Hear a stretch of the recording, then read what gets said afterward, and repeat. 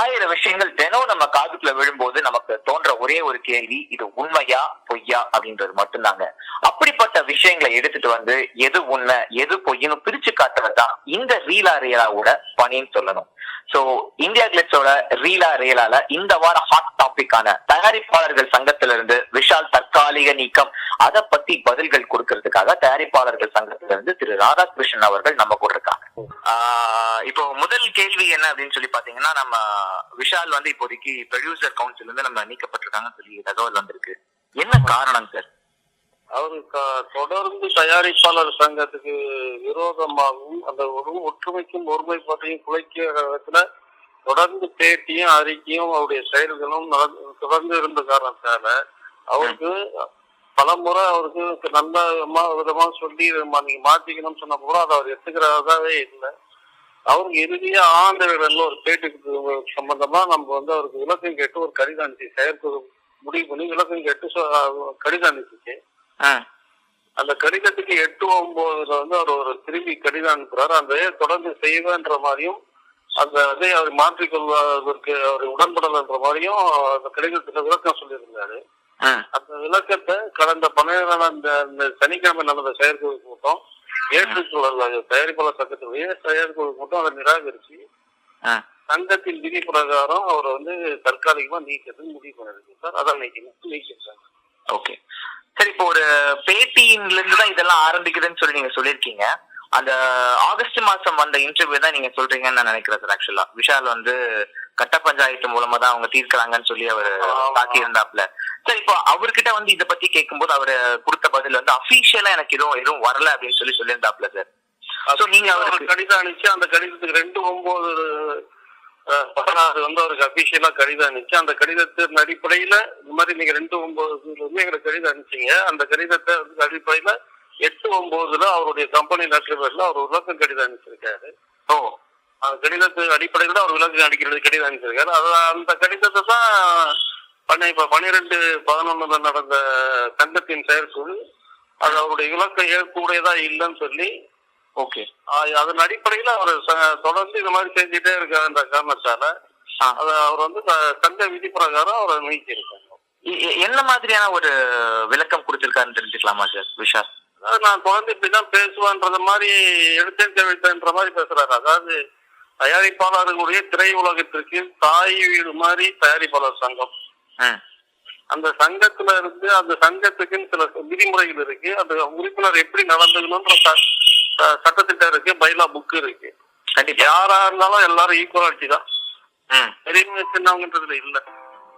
கண்டிப்பா அந்த பெரிய அதை வந்து அவர் எடுத்துக்காம தாண்டோரைத்தனமா அதை வந்து தன்னிச்சையாவே அவர் வந்து தொடர்ந்து நடிகர் சங்கத்துல போன மாதிரி பண்ணலான்ற அடிப்படையில அவர் பண்ணிக்கிட்டு இருக்காரு. ஏற்புடையதான் தெரியல.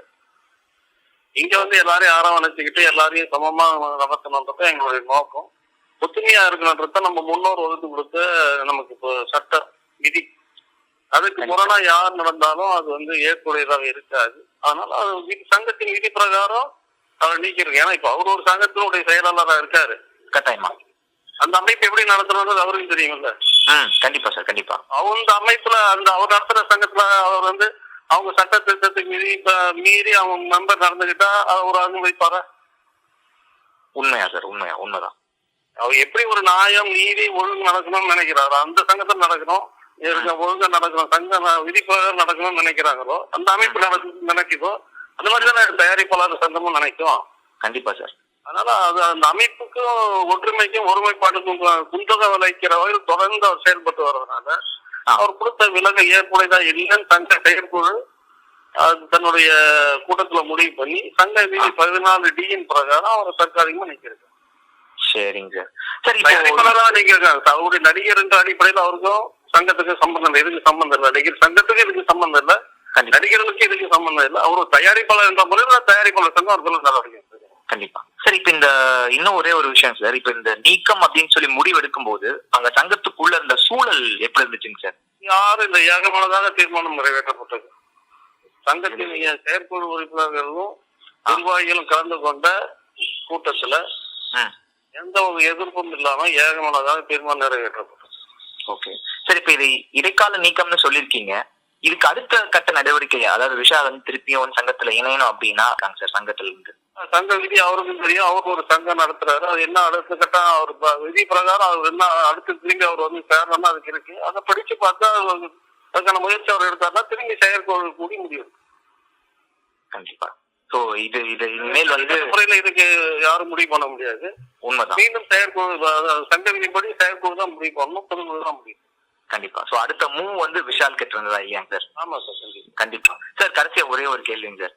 சார் இப்ப இந்த விஷயத்த கேள்விப்பட்ட உடனே வந்து வெளியில இருக்கிற அந்த வதந்திகள், அதாவது சமீபத்துல வந்து இந்த கூடுவாஞ்சேரி நில பிரச்சனையில வந்து திரு சரத்குமார், திரு ராதாகர் ரவியார்கள் அவங்க சம்பந்தப்பட்டிருக்கிற அந்த ஒரு பிரச்சனைக்கு எதிரொலியா தான் இந்த ஒரு தற்காலிக நீக்கம் அப்படின்னு சொல்லி ஒரு அவங்க சங்கத்துல நடிகர் சங்கத்துல இருக்கிற பிரச்சனைக்கு அவங்க எடுத்த நடவடிக்கை சார். இது தயாரிப்பாளர் சங்கத்துல இருக்கிற பிரச்சனைக்கு நாங்க எடுத்த நடவடிக்கை இருக்கு. அதுக்கு எந்த சம்பந்தமான தொடர்பு இல்ல, சம்பந்தம் இல்ல. கண்டிப்பா கண்டிப்பா. ரொம்ப ரொம்ப நன்றிங்க சார். ரொம்ப சொல்லுங்க சார். இப்ப நீங்க சொல்றதுன்றது நீங்க குடுவாஞ்சேரி மாநாட்டுன்றது நடவடிக்கைன்றது இப்பதான் அவங்க 2-3 நாளைக்கு முன்ன செயற்கொள்ள முடிவு எடுத்திருக்காங்க. ஆமாங்க. நாங்க வந்து 2/9/2016 அவருக்கு கடிதம் அனுப்பிச்சிருக்கோம். கண்டிப்பா கண்டிப்பா கண்டிப்பா. அதனால இதுக்கு அதுக்கு சம்பந்தம் இல்லை. அந்த அவங்க சங்கத்துல அவங்க எடுத்து முறையான நடவடிக்கை எப்படியோ அதே மாதிரி எங்க சங்கத்துல நாங்க எடுத்த நடவடிக்கை முறையான நடவடிக்கை. கண்டிப்பா சார். கண்டிப்பா. எதிர்ப்பு இல்லாம ஏகமானதாக எடுத்த முடியும். கண்டிப்பா. ரொம்ப ரொம்ப நன்றிங்க சார்.